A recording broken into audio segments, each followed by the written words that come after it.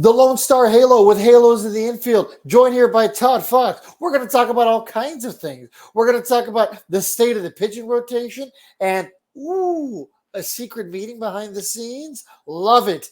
We're going to talk about Rendon to the injured list. We're going to talk about the offensive woes. We're going to recap that horrible Red Series as well as preview the Orioles. All that and much more up next.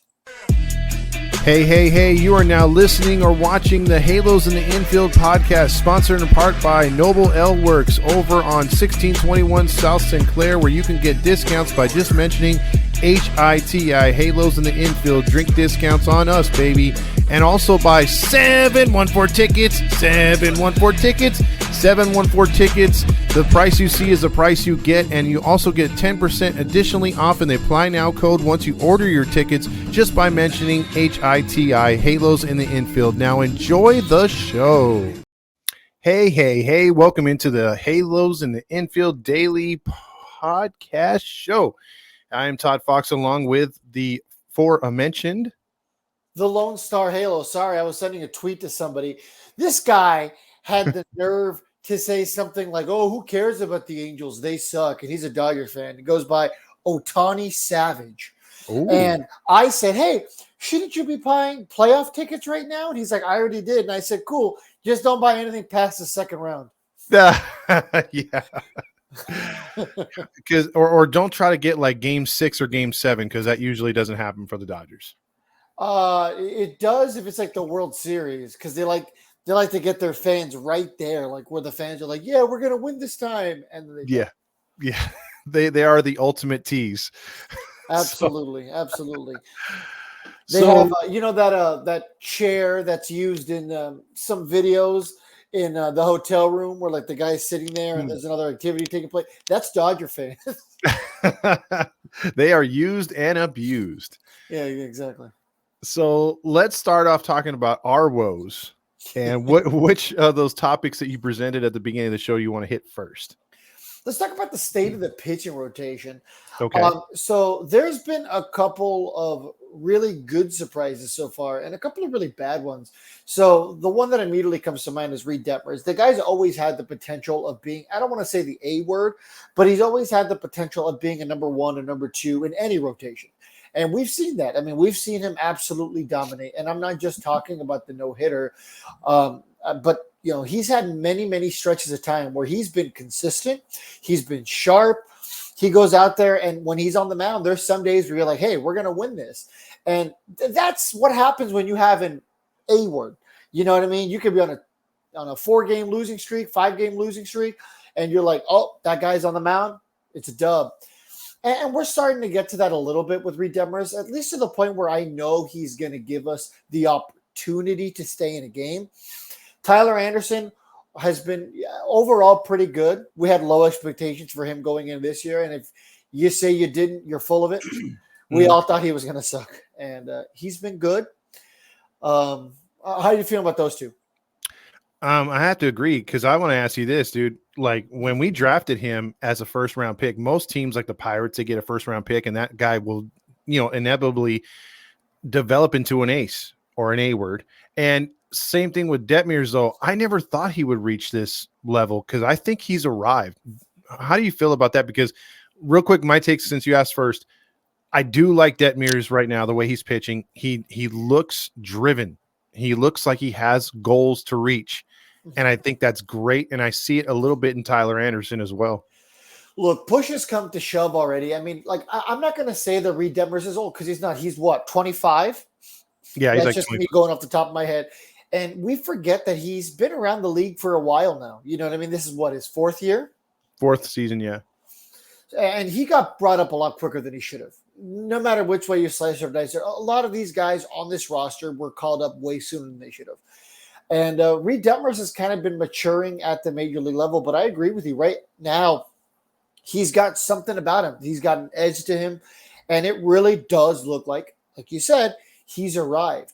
And that's like the biggest difference between Detmers and Sandoval, because at the end of the day, they should be at the same tier, right? They should be going toe-to-toe because they've been around the same amount of time. They've had the same amount of experience. They've been around teams that had potential. And that's the biggest thing.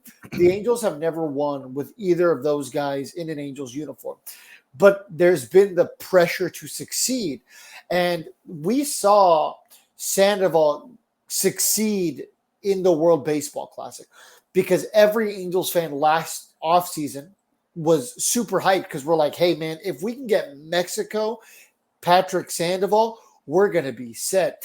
And who knows, maybe Sandoval would perform in August or September if the Angels were making a playoff push. We would never know because we're not in the position to be doing that. And we haven't been. But with that being said, maybe some guys just perform better when there's something at stake, like the World Baseball Classic. Mexico was looking really good for a while.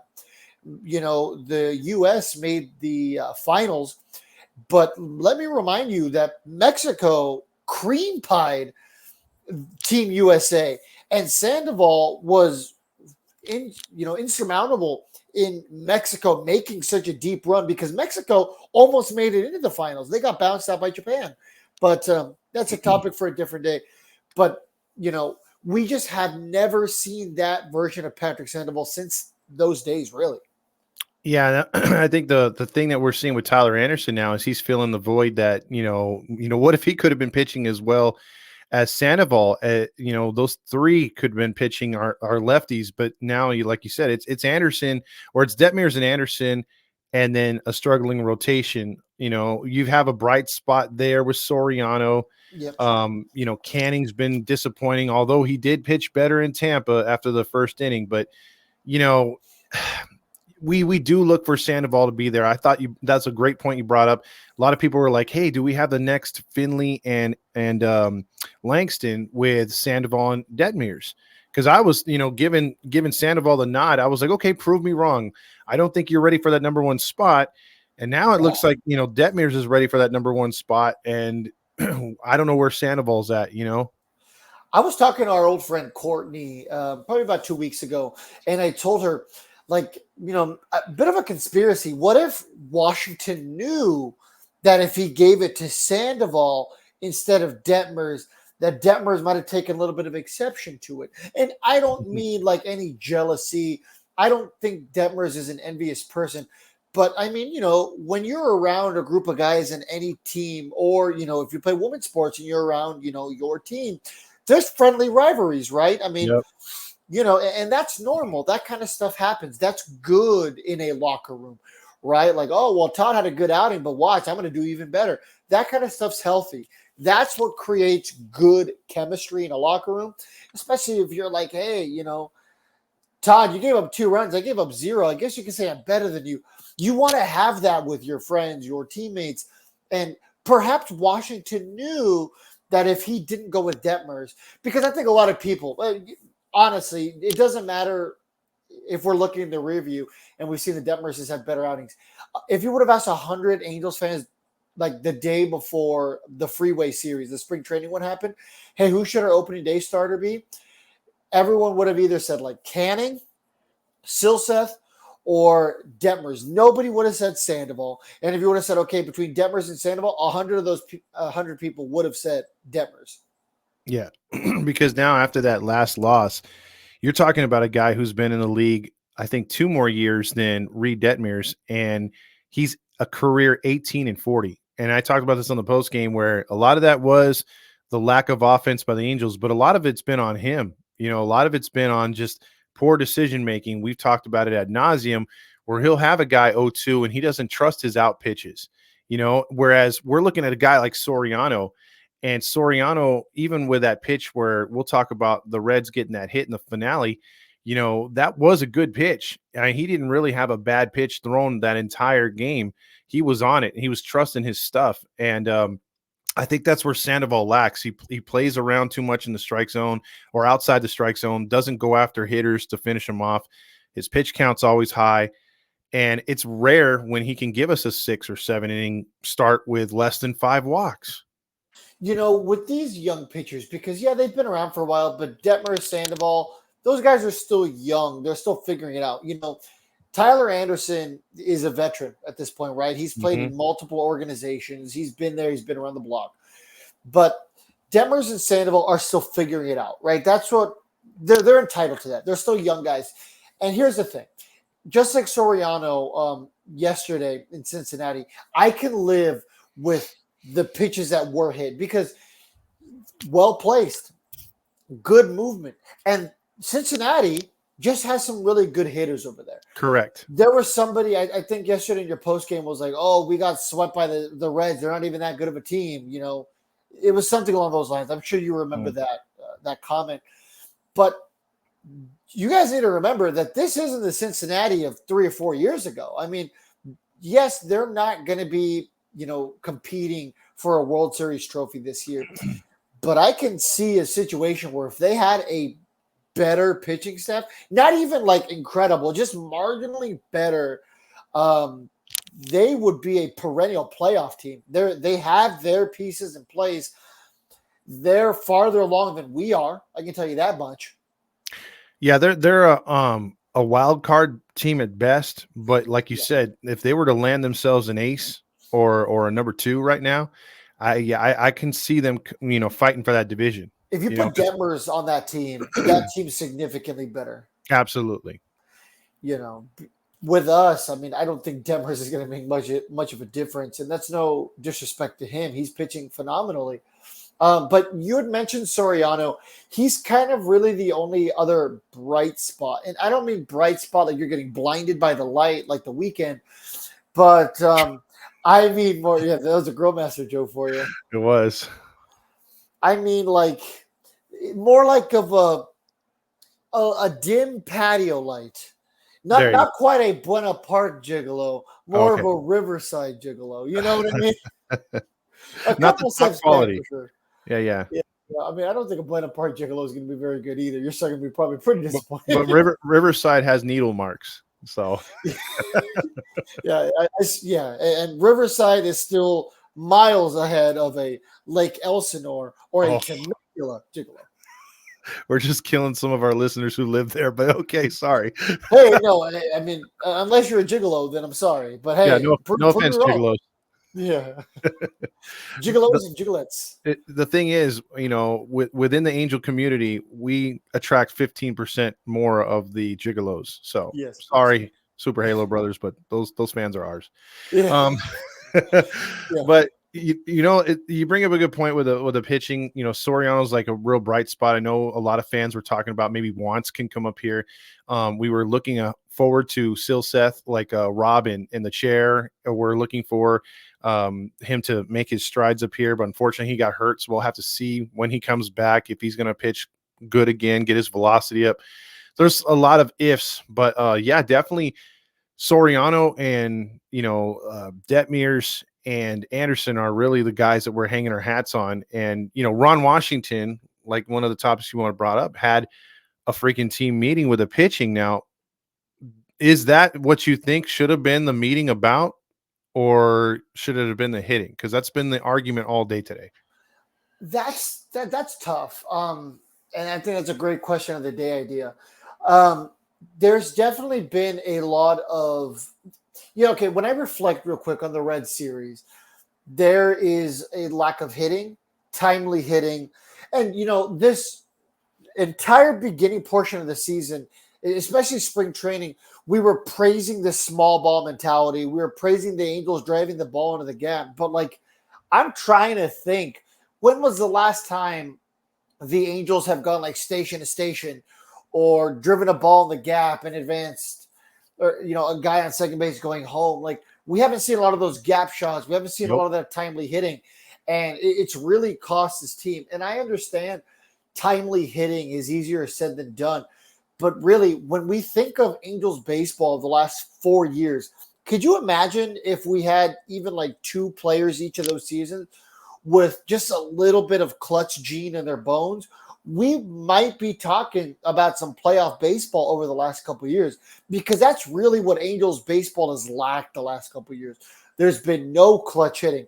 Say what you want about those 2014 teams, but David Freese, Chris Iannetta, those were 2 guys, not exactly big names, but they were guys that continuously came through in the clutch. Yeah, very underrated hitters. Because I mean, you look at the scores, and you would think, oh, the pitching was bad for game one and game two, 7 runs apiece for the Reds. But the Reds didn't get those runs till late against Simber, who Simber had been pitching great. And another guy I Yeah. want to highlight in the last week to stay on the pitching real quick is Luis Garcia. After he started the season just absolutely atrocious, his last 4 outings, he's been clean. I think he's only surrendered 1 hit, and he's been very, very reliable. So I mean, I'm liking there's some bonuses to this bullpen that's gotten better. However, that was a bad, what is it, a bad bullpen session that game because of Simber. But if you think about it, like you said, timely hitting, man, runners in scoring position, you cannot continue to go 1 for 10 over and over and leaving almost 10 guys on, striking out over 10 times. It's not going to, and what's more frustrating, Fernando, and that's why I think, in my opinion, they should have went with the hitters, getting on the hitters, because there's been a lot of flat swings where it's lazy fly balls, uppercut swings, and like you said, they're not hitting them to the gap. So even when they're putting the barrel on the ball, you're seeing line drives right at guys. And it's been frustrating because you can see the talent is there. It's just, I don't know, the mentality, or the pitchers definitely change their approach when there's runners on. I think we need to finally reach that pinnacle where we're like, okay, we need to adjust to them. They're obviously changing up what they're going to do in this situation. We need to do the same. Yeah, I mean, I think the biggest mistake we're all making here is expecting this team to contend, right? I mean, we're finding out pretty quickly here that this team is not going to be contending, and that's fine. You and I said all offseason, all we want to see is these young guys progressing. And as of right now, I'm seeing a group of young guys who have overall been very, very overmatched. Zach Yes. Neto looks like he's swinging an oar out there. You Yep. know, take away this guy's baseball bat right now. Give this man a pickleball racket, and he might have a little bit more success at this point. I agree. He there was yesterday I tweeted where he had a good at bat. He had like a 9 pitch at bat or something like that. Mm-hmm. And then he lined out to, I think it was center or left field.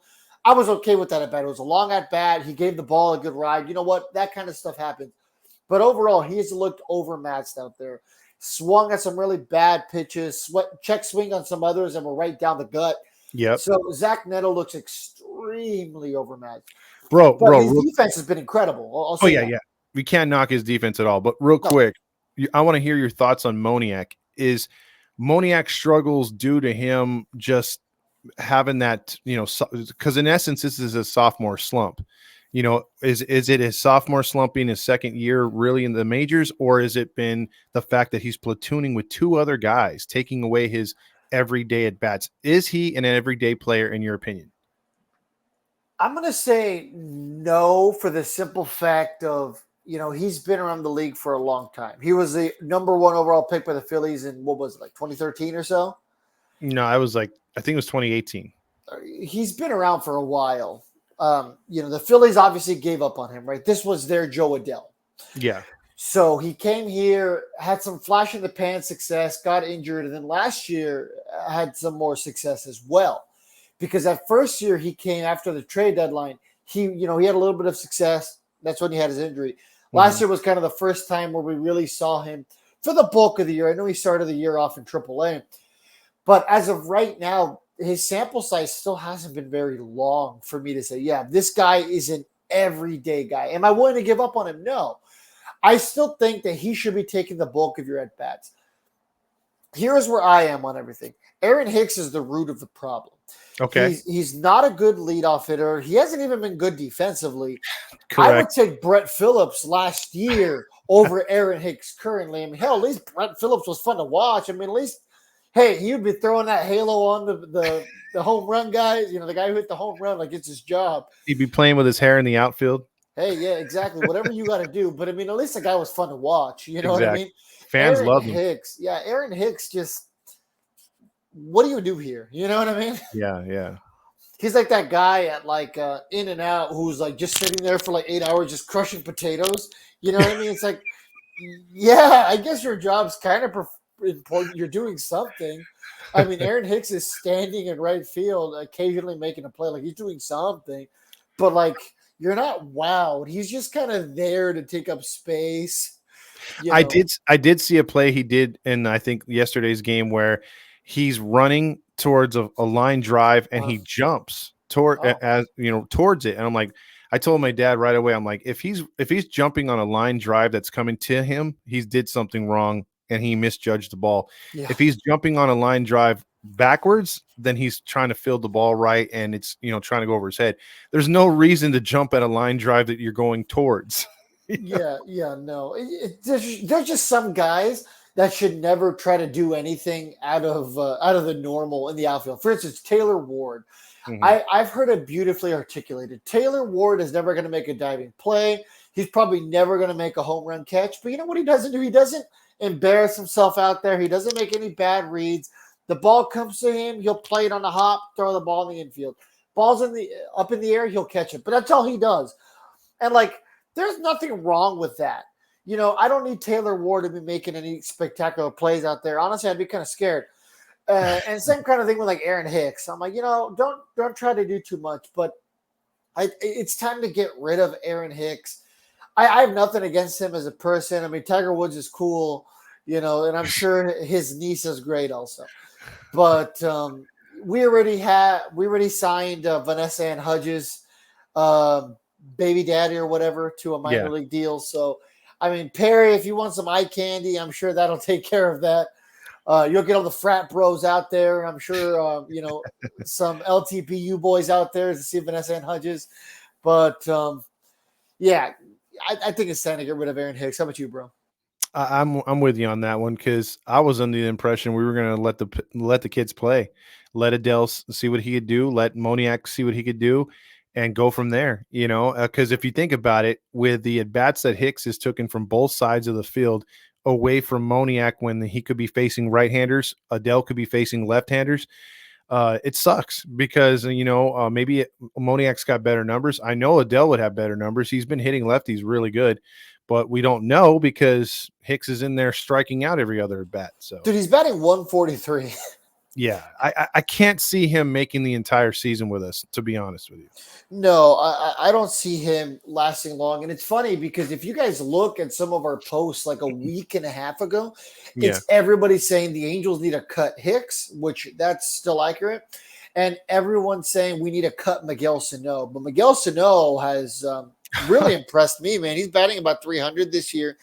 And I love what I see out of him so far. He looks like he wants to be there.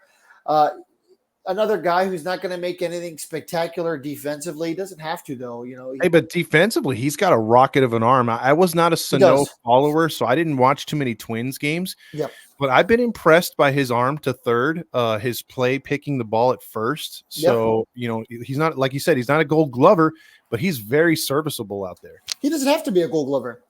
Yeah. Just don't be a liability at third or first base, and he's not. Don't be a liability like Renifo. Dude, yeah, Rengifo costing Soriano his outing yesterday. Oh, dude, I was so angry, man. Yeah, we're okay. So where are you on Rengifo? Now we've been on this page for a while. Yeah. You are very WWE with Luis Rengifo, and by that I mean for anyone who watches wrestling, take Becky Lynch, Seth Rollins. You either love them or you hate them, depending on their character at the time, right? They have Correct. these ups and downs. And you are very WWE with Luis Rengifo. You'll love him some days. You hate him some days. You've known me for years. I've always been anti-Rengifo, anti-Griffin Canning. And it's just, they're phonies. They're phonies to me. They've always have been. Guys, my words are on the internet forever. You can listen back to multiple podcasts. What did I say all offseason? Let's trade both of these guys. They're phonies. You know what I mean? Luis Rengifo gets hot in August. See, to me, it's like one of those things. Since you brought in wrestling, just follow me on this one, Fernando, and let's see if our fans can follow us on this one too, or me on this one. Since you brought up wrestling, Renifo and Canning are like that heel. They're mostly heel tag team. They'll flirt with a face, being a crowd pleaser for a little bit, only to turn back into heel right when you start to trust them fully. You know what I mean? You buy their swag and you're like, oh, that's my tag team. Oh, why'd they super kick the other guy? You're very Usos. Yeah, exactly. There you go. That's a perfect compliment to them right there. They're the Usos. Yeah, yeah, that's fair. That's fair. And like my thing is, they've always had potential. I mean, Canning was drafted here. We've seen flashes of him being good, but the Mm-hmm. problem is staying good and staying healthy. Luis Renjifo hasn't had any health issues yet. Hey, knock on wood, I never cheer for people to not be healthy. Trust me. Yeah, yeah, I make fun of Rendon all the time, but I'm not actively hoping the guy's going to get hurt. yeah, yeah. And we'll get to him. But Luis Renjifo it lacks consistency. And who knows? A lot of people are like, well, he just needs reps. Think about it. When he starts to get reps, he does well. But he's gotten a pretty good amount of reps to start the year. And something just isn't clicking. So I think there really is something to know this guy just isn't good until we're out of contention. Yeah, I'd have to agree. He's he's been because Renifo will give you these flashes of brilliance where you're like, oh man, another 2-hit night. He's doubled in because talking about gap shots, he's the last one to hit one to the gap, that scored a runner from first or second. It was nice to see. And you're like, okay, cool. He's gone the other way. But then, like you said, he's made a couple of errors. It's just been super costly. And this is one thing that the Angels, and I think Ron Washington's perfect for this team because, like you said, they're not going to win a title, but he's going to make the team improve and be better. And the only way we could stay in these games is if we don't commit errors and give extra outs. We can't control the umpires, but you can control routine ground balls and fly balls. You got to make those catches and you got to make those plays. And Renifo's just giving the opponent extra outs, and we don't have the pitchers that can just be like, oh, I got you, dog, and shut them down. They're like, shit.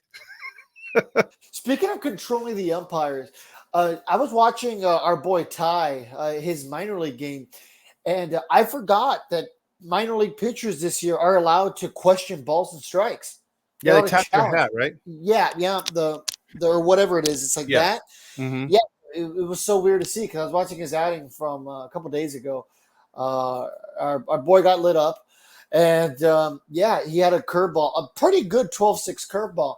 And he challenged it, and no, it was a ball. His catchers did a good job framing. But yeah, it's so weird to see. Yeah, it is. I mean, the way these umpires have been, calling balls and strikes this year, arguing with coaches. They're playing themselves out of the league. It's just a matter of time before a robo. So, well, hey, they've done robotic umpires in the Arizona Fall League, and did you ever see the clip of the guy, I believe in the Giants organization, who got thrown out for arguing with the robot umpire? No, I haven't, but it was really bad. I forgot what it was. Like the system obviously glitched out. If I can find the video, I'll send it to you. The ball was literally he's a righty in the lefty's batter box. No exaggeration. It's all the way up. This thing would have pegged Shohei Ohtani in the kneecap, and he would have went But anyway, it called it a strike, and everyone was like, "What?" And he got called out strikes, and he was arguing, and the home plate umpire threw him out. That's crazy. I mean, I know there's going to be bumps in the road with that when they finally do it, but I think they're going to perfect it at some point. It's just like I said, I think it's a matter of time, but for now we have our Angel Hernandez's, but we exactly. used to have our Country Joe West. We shouldn't know their names basically. So exactly, I should really. It would be fun if you and I can get certified to be umpires, and we do a YouTube video where we, I don't know, find a little league or somebody who would let us umpire their game, and we should see how bad we do. Yeah, we should see the stat cast for that. Have Grillmaster show us the stats afterwards. Yeah, here's how bad you did. Yeah. Todd, you only got 63% of the calls right. Hey, that'd be pretty good for me. But yeah, so what's the next topic? Because I think you flirted right there with Rendon. Yeah. So we talked about the offensive woes thus far, and if they should have done an offensive meeting. And who's to say they haven't? I mean, our softball, media doesn't really cover that too much. Yeah. And Roger doesn't. Oh yeah, Roger's like, nothing happened, nothing to see here. Yeah, he offended. He just gets offended. Someone called him yes man. Yeah. Did you enjoy that, by the way? Oh, I love that. I love that our fans are and it wasn't just OC Raider 714. Shout out to you, but once he thought, oh, let me embarrass this guy who tagged me. He got embarrassed. Dude, the one thing I'll say about Roger is he's a class act for not blocking us on Twitter. He Yeah. hasn't done it yet. So, I mean, I haven't checked since yesterday. So there's a very good chance he has since. But I'll say this, man, he has some thick skin on him. Yeah. I mean, maybe it's all those tanning bed sessions. That's why he's got the You thick can't feel it. snake skin. Yeah. You can't feel the skin. Ooh, it feels like leather. He It feels sheds like that, like Kmart leather. he's got that snake skin on the dead one that they shed, his wife finds it, in the wintertime. So he gets a new coat of skin. Yeah, there you go. There you go. That man is always tan somehow. So Absolutely. all right. So Rendon to the injured list. So Anthony Rendon grounded out to shortstop, right? Shortstop, I Yes. believe. And running to first base looks like he pulled his hamstring. Well, technically he was safe without touching the bag. So he was safe. That's fair. Yeah, he was trying to run it out, and Uh, in doing so, he kind of did that thing where there's like a stutter step, mhm. and that looks like that's kind of what did it over. And I mean, a lot of us who have played baseball kind of know what happens there. I thought it was a sprain, to be honest with you, but he said in whatever language he decided to speak that day that he pulled a hammy, like he heard a pop. So hearing a pop is not good. That could No, be a while. And then if we're talking about, say for instance, we're talking Mike Trout pop, maybe it's about, yeah. 3 to 6 weeks, or talking Anthony Rendon, that could be 60 days. Yeah. And the tough thing with this kind of injury is in some cases, sometimes you pull it and you're like, oh well, at least it wasn't anything serious. With these kind of injuries, rolled ankles, pulled hamstring, calf strain, sometimes that's significantly worse than just ripping it or whatever. Because at least at that point, you got to get off of it. You take some time off, you go on the IL for 60 days or whatever. And a lot of times, you heal yourself just like that by resting on it. But with these small nagging injuries, if you let them persist, gets worse and worse and worse, and then it doesn't heal. I'm sure for a lot of us athletes, we've like rolled an ankle, right? And you're like, oh, I'm going to keep playing on it. And the fact that you keep playing on it, you're just making it worse and worse and worse. Like Drake said, like a sprained ankle, I ain't nothing to play with. There you go. See, we have a Drake reference. I love it. We had The Weekend earlier. I mean, we know what music you're listening to, Fernando. Yeah. I'm not a big music guy. You know that. I'm much more of I a know, podcast guy. but it sounds like you're getting in the mood type music. So Oh, there I'll you just go. leave that there. But but no, I think you're right, because dude, I sprained my ankle at work and it was like a grade 2 or 3 sprain. And that Oof. sucker still hasn't gone down. I mean, like swelling, yeah, it's a little bit, but I'm still trying to get it to lose all that extra fluid you get when you roll it. So Yeah. yeah, I know what you mean, man. I popped my pinky. So a couple months ago, one of my dogs was running in from the outside, and the bed used to lead, or so the bedroom, the master bedroom in my girlfriend's old house used to lead to the backyard. So you would open up the back door, and one of our dogs used to jump on the bed and like jump to the living room. So when she did that, she didn't see that I was standing like where I was standing, and she went straight into my pinky, and my pinky went back, and oh, I never got it looked at, and it never healed. So now, like 6 months later, my pinky still hurts. I can't use it for certain things. If I shake someone's hand too hard, it hurts. So ouch. people are probably like, "Wow, what a limp handshake from that guy." You're high. Yeah, I'm a hi, I'm Fernando. You got that cripple hand from what scary movie? Yeah, hi, I'm Fernando. Come on, claw. But real quick, and I think the question that was on everyone's mind that I think was asked us, but I'm gonna ask you specifically: was this longer than you thought for Rendon to go to the IL? Yeah, I made that tweet. I definitely made that tweet. I was like, hey, it lasted longer than we thought. Hey, he was playing really well, guys. Yeah, Hey, I look, mean, I'll say this. It's a catch-22, right? Because he got injured by trying to run out that ball yeah, to base. He didn't have to, of course, yeah, right? Because that's just how it went. It was a bad throw. But I'll commend him for that. We harp on the guy a lot for not acting like he cares. He did care. And unfortunately, that was his demise this time. yeah. It sucks because it has started the fight between Halo honks and regular Angel fans, because there are the honks that love them no matter what, and there's the realists that like us that want to see him produce before we start showing him some flowers. But the fact is, he didn't start the year good. Once he got settled in, though, he found his spot, and I think that's what's angered the Angel fans that were trying to show him flowers and love, because the honks are mad because we're turning on him again. But it's like, dude, like right when we were starting to like you and you were falling into place, not being the Rendon we signed you for, but at least being a Rendon and playing, it's like now you're on the IL again. And maybe not his fault, but we're so jaded and upset over the lack of playing time. I mean, do you blame us? Yeah, exactly. The good news is that as of right now, we're using his name and not calling him number 6. There you go. Because we've He's done that graduated. a lot. Yeah, when we're annoyed by him, it's like, oh, number 6. But I mean, right now, I'll call him by his last name. Yeah. And hey, for whatever reason, he is listening, because I mean, he obviously pays somewhat of attention to what the fans say, because he's admitted that he gets insulted by it. Hey, I'll give him credit. He ran that ball out, and unfortunately, like I said, that's what caused him to get hurt. But I'll take an injury like that. Obviously, we don't want anyone to get injured at all, but trying to produce and do something positive for yourself and for your team, I can live with those kind of injuries. But like you said, we're like jaded lovers, because we're just so used to him getting hurt, where it's automatically, well, here comes the jokes, when it should be like, damn it. Like if Trout got hurt doing that, we'd be like, damn it. You know what I mean? Because we're not used to like Trout getting hurt doing things like that. I'm surprised he didn't get hurt when he went straight into the wall with his face in Cincinnati. Oh, yeah.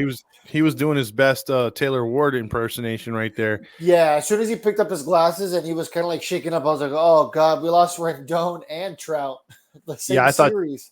I thought for sure Trout was going to leave the game after that, but credit to him, he stayed in there. He was tough. Yep. It was a hell of a try. It was just, I think he got he heard the wall coming up. Not being familiar with that. Like stadium. in football, you hear the footprints. You hear that all the time. Oh, I heard the footprints. Yeah, that's kind of what happened there. Exactly. So he took a bad route to it too. He did. That's why he tried to catch it backward like Hunter Renfroe on opening day. God, last year. It still made the most amazing catch I've ever seen. Just an hallelujah catch. That was on the Angel highlight reel all season, man. Yeah. Is it not on Calling All Angels before the game? No, it's really? Not. I would have thought maybe that one would have been on there. I would be interested to see, though, his final numbers this year with KC. I want to see. He's doing pretty well right now. Yeah, if memory figures. Shows correctly. Let me see. It figures. Well, that being said, the Angels got swept by the Cincinnati Reds. I think, we could talk about Anderson's start. He's not doing well. He's batting 164. Well, there you go. There you go. At least I don't feel bad with that. But real quick to skim over that, since we're a pretty good time into the show. Sure. Tyler Anderson pitched his ass off in game 1, but then, Shiver Me Timbers gave up the runs late.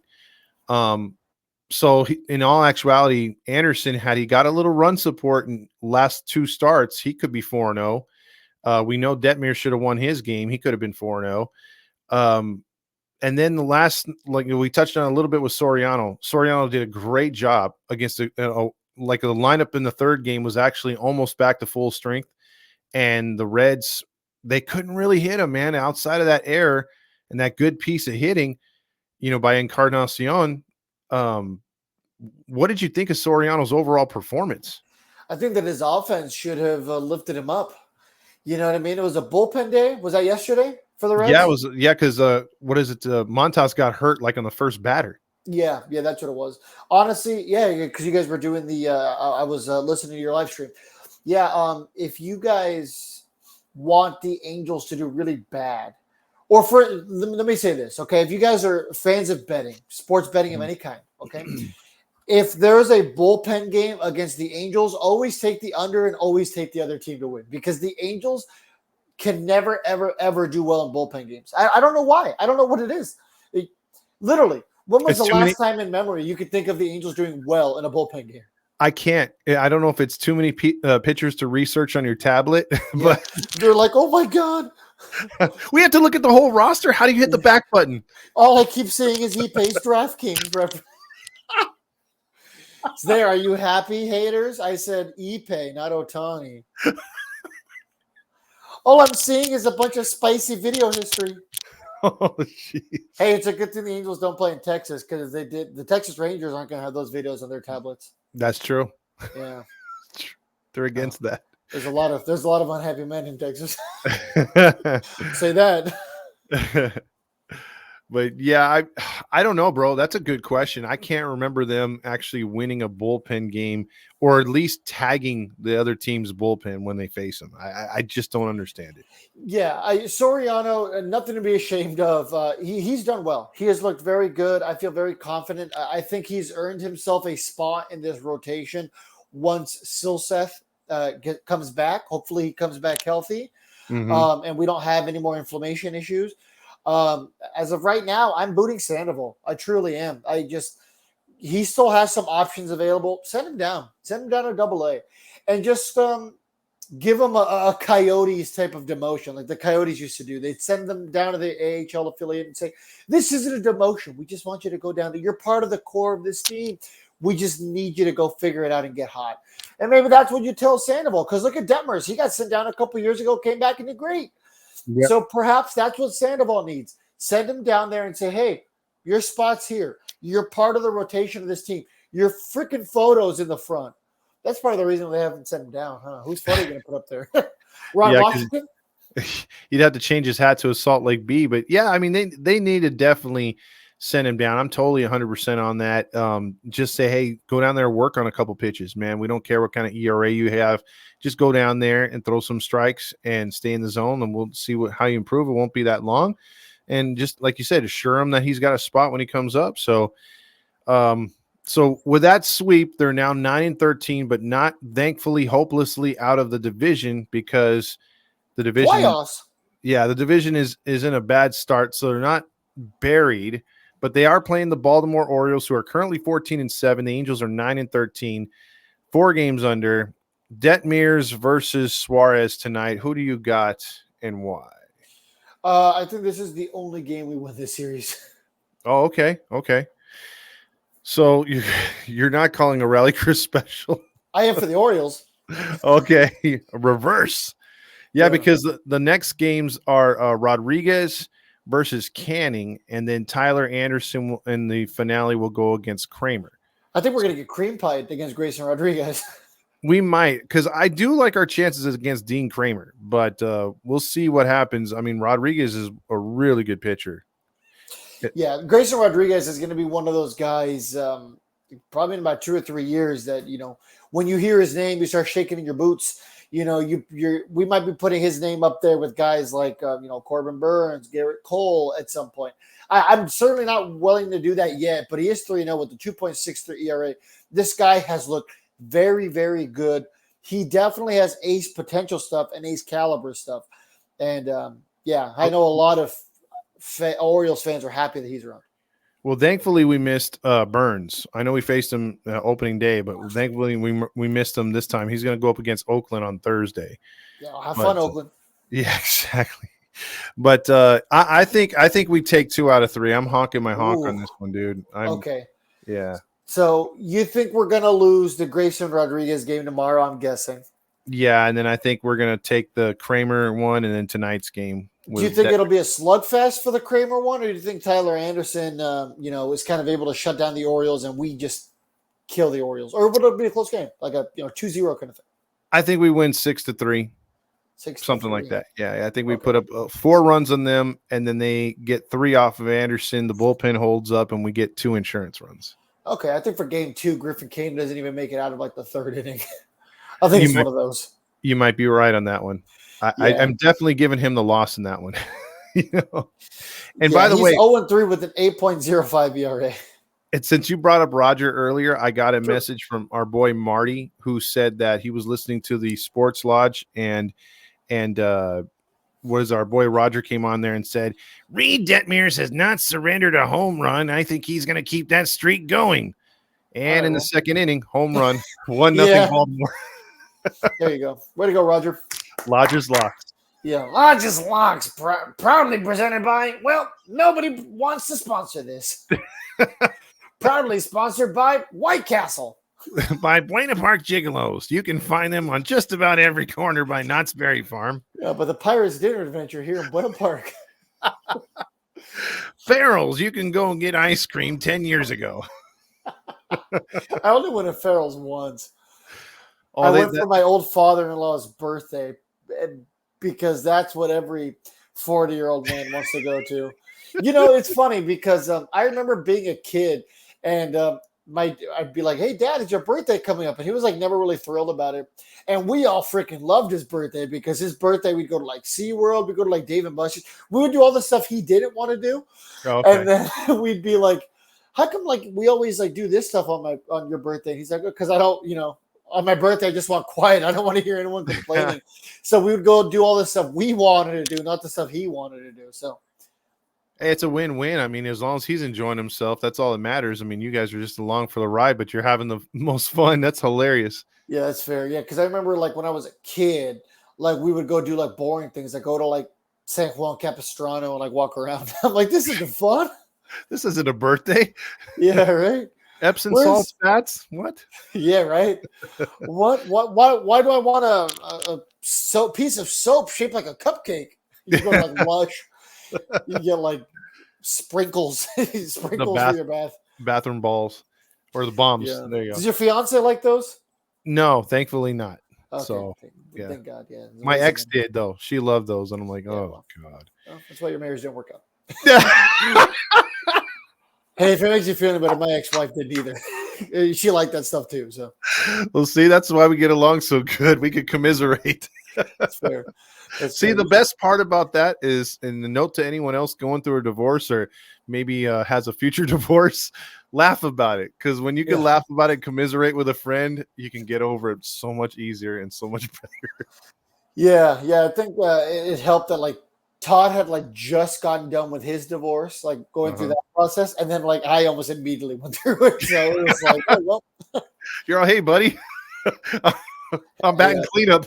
yeah, exactly. I'm still dealing with it. Good times. Yeah, Like the paperwork's been done, but it's still like that fallout of it, like all that yeah, paperwork kind of stuff. Oh, yeah. bad It times, bad sucks. times. But I guess that's our show. Great show, Fernando, as always. And you know where to find us. All our social media stuff's up there. Like and subscribe. We're almost at 1,000 mark. And keep the comments coming on Twitter or X or whatever they call it. Instagram. Check out the question of the days. Check out One Jets Pod. Check out what Cattell is it? Chronicles. Catella Chronicles and the Chair. So we got a lot of friends. So And we the got Unfiltered Sports Network. yes, the Unfiltered Sports Network. If you're into hockey, Fernando just came out with two great videos in a row, getting a lot of love over there. So check it out. About to be a third. Oh, We already recorded it. So nice. Okay. So that being said, I am Todd Fox along with the Lone Star Halo. catch you on the flip side. Viva los Angelitos.